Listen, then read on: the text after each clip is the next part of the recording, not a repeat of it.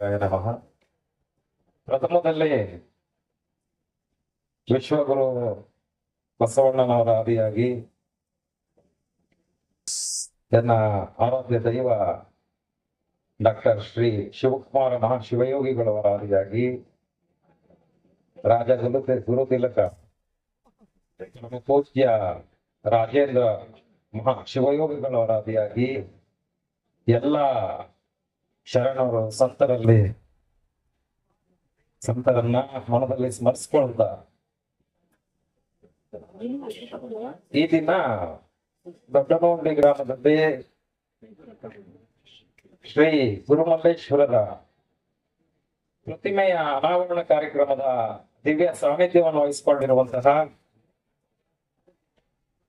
ಶತಮಾನದ ಸಂತರಲ್ಲೊಬ್ಬರಾದ ಪರಮ ಪೂಜ್ಯ ಜಗದ್ಗುರು ಶ್ರೀ ಶಿವರಾತ್ರಿ ದೇಶಿಕೇಂದ್ರ ಮಹಾಸ್ವಾಮೀಜಿಗಳವರ ಪಾದ ಚರಣಗಳಿಗೆ ನಮಸ್ಕರಿಸುತ್ತಾ, ಅದೇ ರೀತಿಯಾಗಿ ಶ್ರೀ ಕ್ಷೇತ್ರ ಸಿದ್ಧಗಂಗಾ ಮಠದ ಪರಮ ಪೂಜ್ಯ ಶ್ರೀ ಸಿದ್ಧಲಿಂಗ ಮಹಾಸ್ವಾಮೀಜಿಗಳವರ ಪಾದ ಚರಣಗಳಿಗೆ ನಮಸ್ಕರಿಸುತ್ತಾ, ಈ ಕಾರ್ಯಕ್ರಮದ ಅಧ್ಯಕ್ಷತೆಯನ್ನು ವಹಿಸಿಕೊಂಡಿರುವಂತಹ ಶ್ರೀಮದ್ ವಾಟಾಳು ಶ್ರೀ ಸೂರ್ಯ ಸಿಂಹಾಸನ ಮಠದ ಡಾಕ್ಟರ್ ಶ್ರೀ ಸಿದ್ಧಲಿಂಗ ಶಿವಾಚಾರ್ಯ ಮಹಾಸ್ವಾಮೀಜಿಗಳವರ ಪಾದಚರಣಗಳಿಗೆ ನಮಸ್ಕರಿಸುವಂತ, ಹಾಗೆ ಈ ಒಂದು ಕಾರ್ಯಕ್ರಮದ ದಿವ್ಯ ಸಮ್ಮುಖದಲ್ಲಿರುವಂತಹ ಮಲ್ಲನಮೂಲೆ, ಕನಕಪುರ, ಸೋಮನಹಳ್ಳಿ, ಮಾಡರಹಳ್ಳಿ, ಸಾಲೂರು ಮಹದೇಶ್ವರ ಬೆಟ್ಟದ ಸಾಲೂರು ಮಠದ ಪೂಜ್ಯರು, ಹಾಗೆ ಮುಡುಕನಪುರ, ಮರಿಯಾಲ,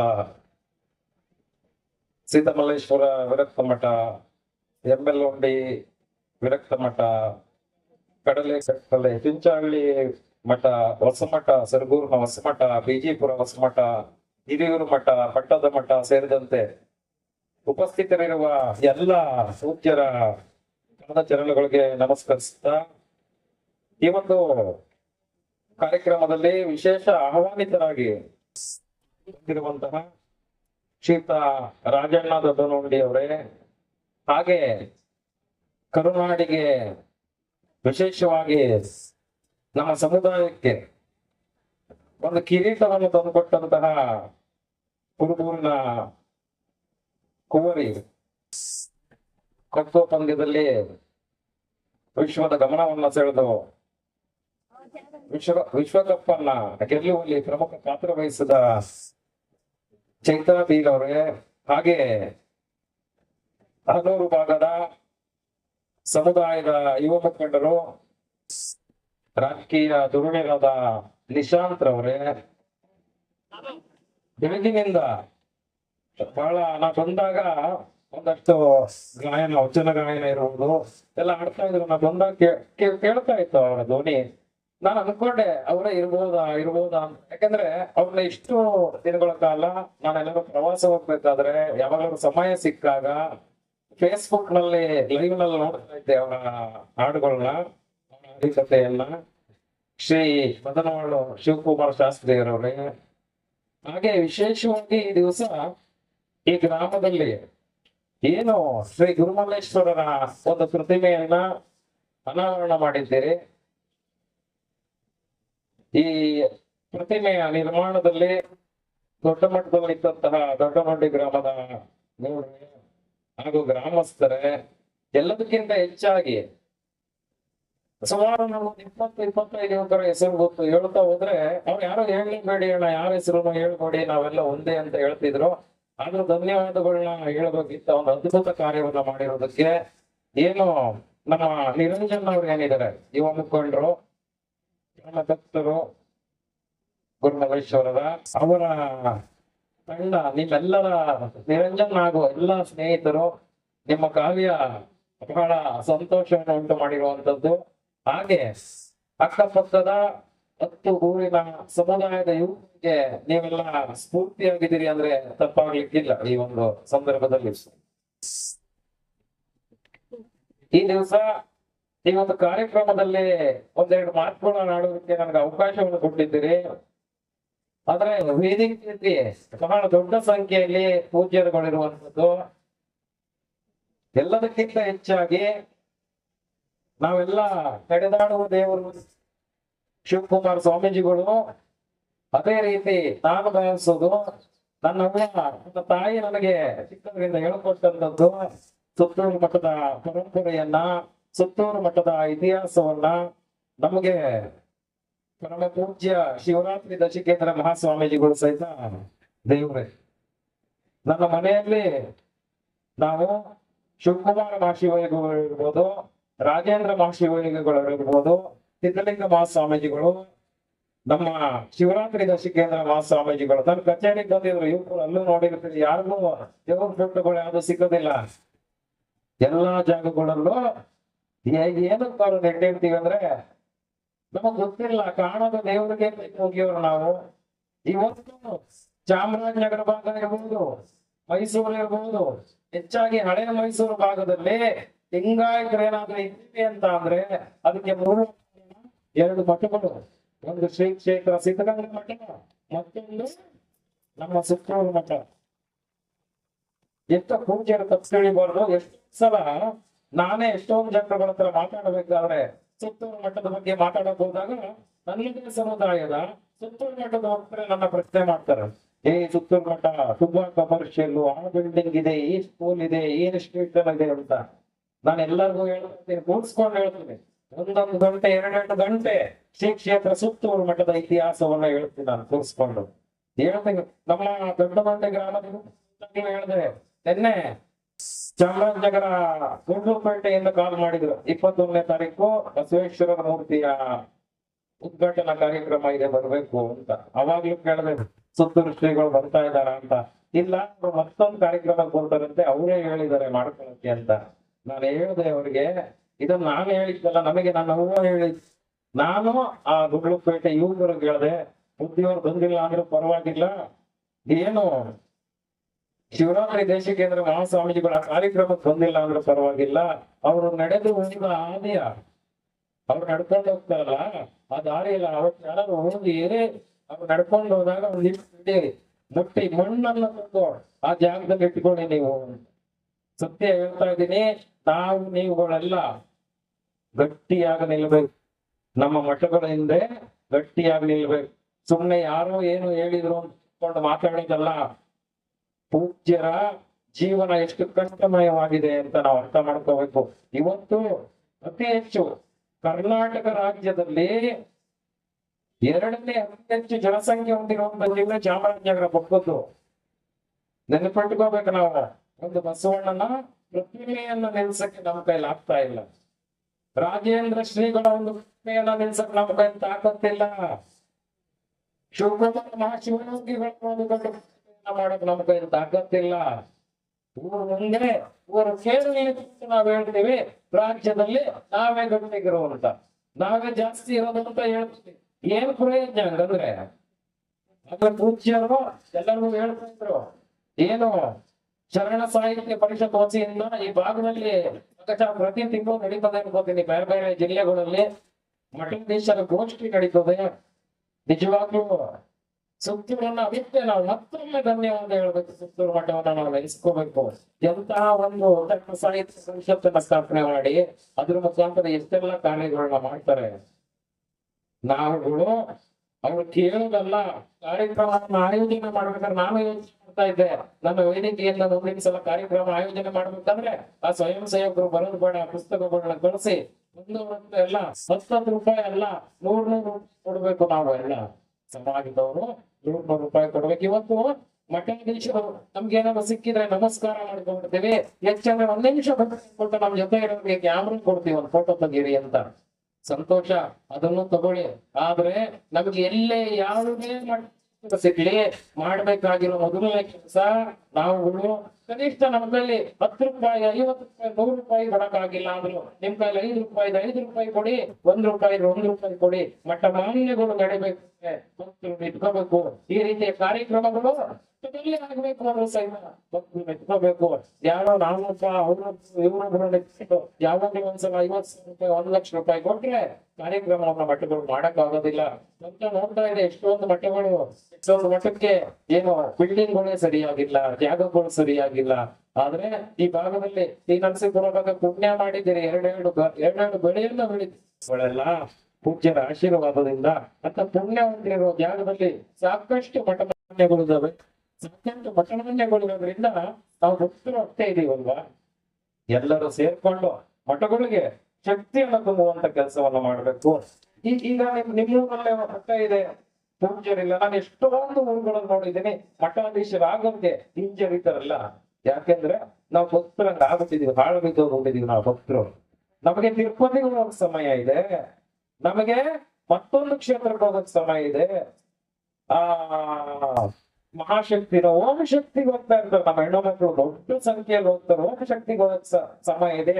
ನಿಮ್ಮ ಭಕ್ತಿಯನ್ನ ನಾನು ಯಾವತ್ತೂ ಪ್ರಶ್ನೆ ಮಾಡ್ತಾ ಇಲ್ಲ, ನಮ್ಗೆ ಅಲ್ಲಿಗೆಲ್ಲ ಹೋಗಕ್ ಸಮಯ ಇದೆ. ಕುಟುಂಬ ಸಮೇತರಾಗಿ ವರ್ಷಕ್ಕೆ 2 ಸಲ 3 ಸಲ ನಾವು ಪಾಲ್ಗೊಳಗೆ ಹೋಗ್ತೀವಿ, ರೆಸಾರ್ಟ್ಗೆ ಹೋಗ್ತೀವಿ, ಮತ್ತೊಂದ್ ಕಡೆ ಹೋಗ್ತೀವಿ. ಯಾರಿಗೋ ನಮ್ಮ ಮನೇಲಿ ನನ್ನ ಮಗಂದು ಮಗಳದು ತಾಯಿದು ಅಪ್ಪಂದು ತಂಗಿದು ಹುಟ್ಟುಹಬ್ಬ ಇದ್ರೆ ನಾವು ಅದ್ದೂರಿಯಾಗಿ ಕಾರ್ಯಕ್ರಮವನ್ನು ಮಾಡ್ಕೋತೀವಿ, ಸ್ನೇಹಿತರನ್ನು ಕರಿತೀವಿ, ಊಟ ಹಾಕ್ತೀವಿ, ಎಣ್ಣೆ ಸಹಿತ ಕುಡಿಸ್ತೀವಿ ನಾವು. ಅದನ್ನೆಲ್ಲ ಮಾಡಬೇಡಿ ಅಂತ ನಾನು ಹೇಳಕ್ ಆಗೋದಿಲ್ಲ. ಅದು ನಿಮಗೆ ಹುಟ್ಟಿದ್ದು, ನೀವು ವೈಯಕ್ತಿಕ. ಯಾಕಂದ್ರೆ ದುಡ್ದಿರ್ತೀರಿ, ಬೆಳೆದಿರ್ತೀರಿ, ನಿಮ್ಮ ದುಡ್ಡು ಖರ್ಚು ಮಾಡಿದ ಸಹಿತ ನಿಮ್ಮ ಹಕ್ಕು, ಅದನ್ನು ಬೇಡ ಅನ್ನೋದಿಲ್ಲ.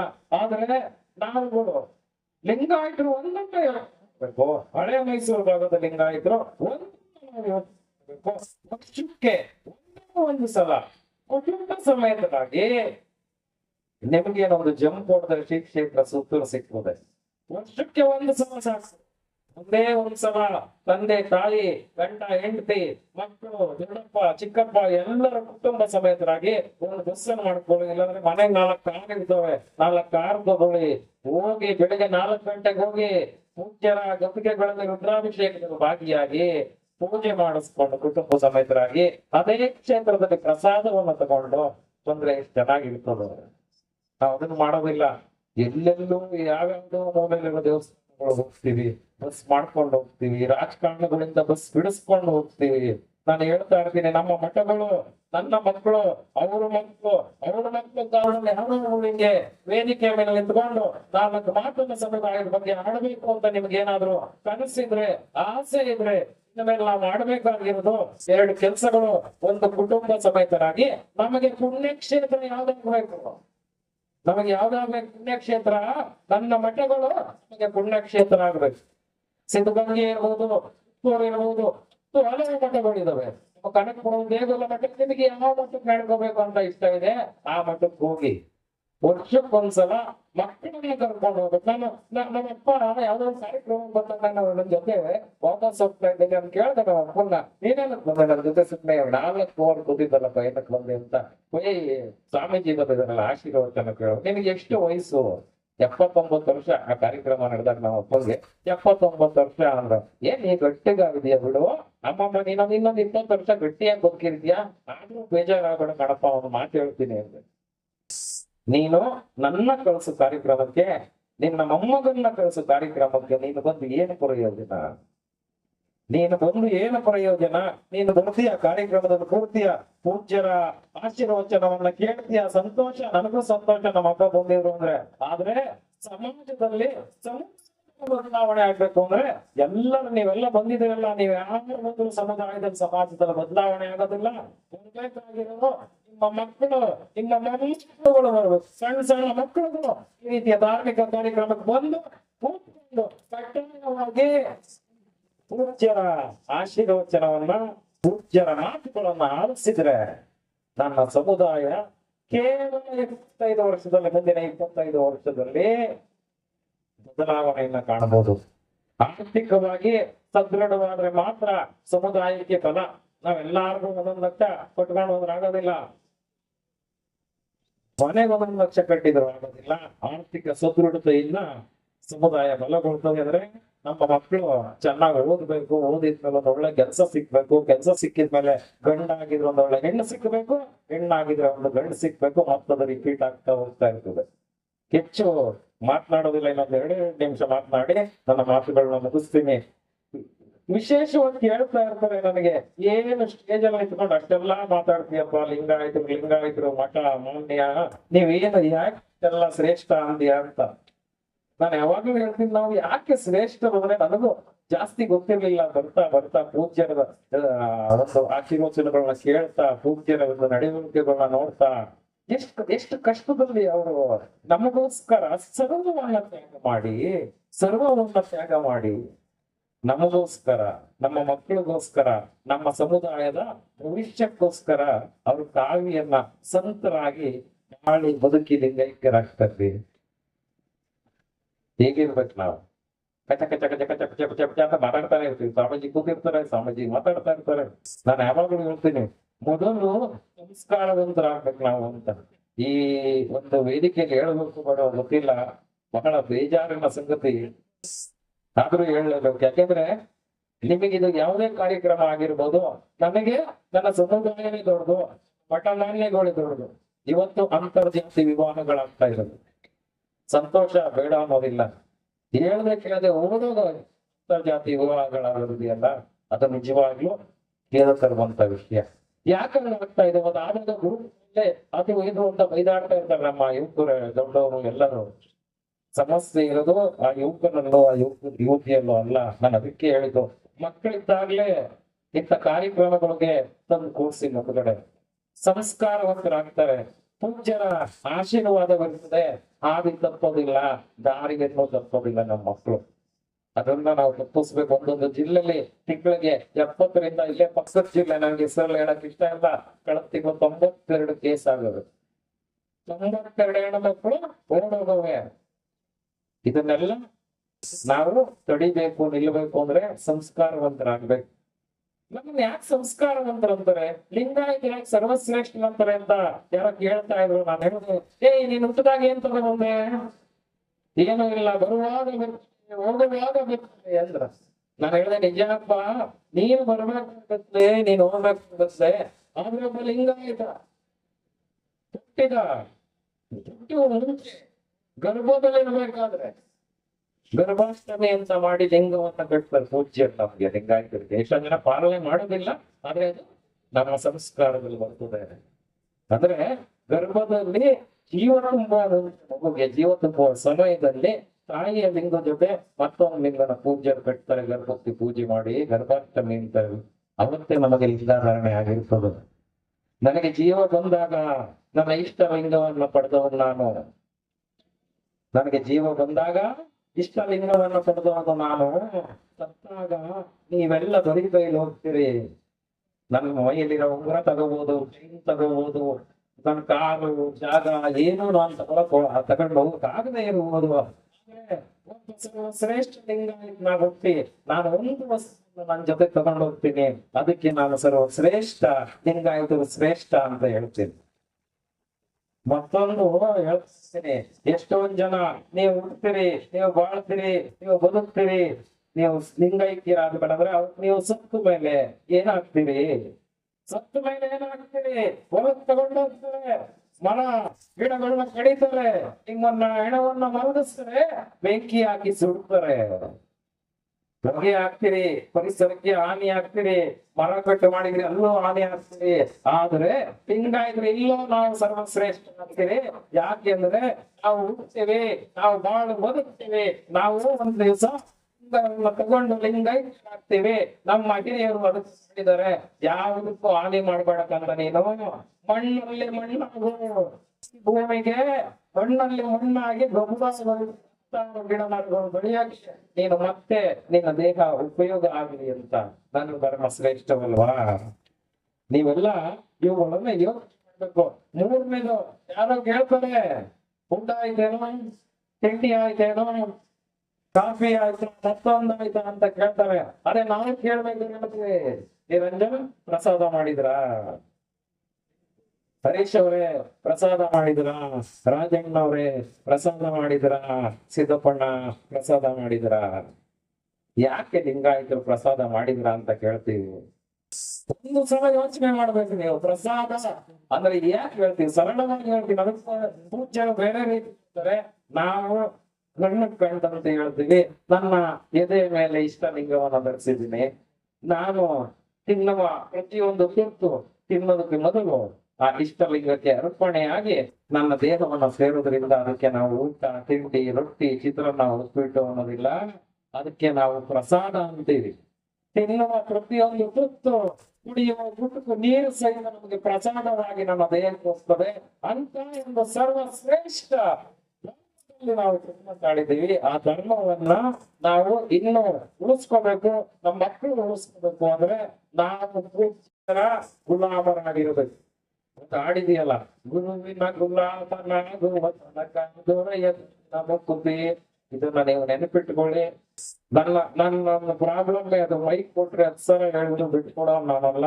ಆದ್ರೂ ಶ್ರೀ ಕ್ಷೇತ್ರ ಸುತ್ತೂರಿನ ಪರಮ ಪೂಜ್ಯರಿದ್ದಾರೆ, ಕನಕಪುರದ ಪೂಜ್ಯರಿದ್ದಾರೆ, ವಾಟಾಳ್ ಪೂಜ್ಯರಿದ್ದಾರೆ. ಅವರೆಲ್ಲರ ಆಶೀರ್ವಚನವನ್ನ ಮುತ್ತಿನಂತ ಮಾತುಗಳನ್ನ ನಾವು ತೆಗೆದುಕೊಂಡು ನಮ್ಮ ತಲೆಯೆಲ್ಲ ಹಾಕೊಂಡು ಮುಂದಿನ ನಮ್ಮ ಪೀಳಿಗೆಗೆ ತಿಳಿಸುವಂತ ಕೆಲಸವನ್ನ ಮಾಡ್ಬೇಕಾಗಿರೋದ್ರಿಂದ ಅನಿವಾರ್ಯವಾಗಿ ಇಷ್ಟ ಇಲ್ಲ ಆದ್ರೂ ನನ್ನ ಮೈಕನ್ನ ಕೆಳಗಡೆ ಇಡ್ತಾ ಇದ್ದೀನಿ. ಏನು ನನ್ನ ಕರೆಸಿ 4 ಮಾತುಗಳು ಮಾಡಕ್ಕೆ ಅವಕಾಶ ಮಾಡಿಕೊಟ್ಟಂತಹ ದೊಡ್ಡಗುಂಡಿ ಗ್ರಾಮದ ಎಲ್ಲ ಸಮುದಾಯದ ಸನ್ಮಿತ್ರರು, ನನ್ನ ಪ್ರೀತಿಯ ಯುವಕರಿಗೆ ಮತ್ತೊಮ್ಮೆ ಶರಣಾರ್ಥಿಗಳನ್ನ ಇರ್ತೀನಿ. ಈಗ ಎಲ್ಲರೂ ಒಂದಷ್ಟು ಜೋರಾಗಿ ದಾಸೋಹ ಚಕ್ರವರ್ತಿ ಶ್ರೀ ಗುರುಮಲ್ಲೇಶ್ವರ ಮಹಾರಾಜರಿಗೆ, ದಾಸೋಹ ಚಕ್ರವರ್ತಿ ಶ್ರೀ ಗುರುಮಲ್ಲೇಶ್ವರ ಮಹಾರಾಜರಿಗೆ, ಪರಮ ಪೂಜ್ಯ ಶ್ರೀ ಬಸವೇಶ್ವರ ಮಹಾರಾಜರಿಗೆ, ಶ್ರೀ ಶಿವಕುಮಾರ ಮಹಾಶಿವ ಯೋಗಿಗಳವರಿಗೆ, ರಾಜೇಂದ್ರ ಮಹಾಶಿವ ಯೋಗಿಗಳವರಿಗೆ ಶರಣಾರ್ಥಿಗಳು. ಧನ್ಯವಾದಗಳು.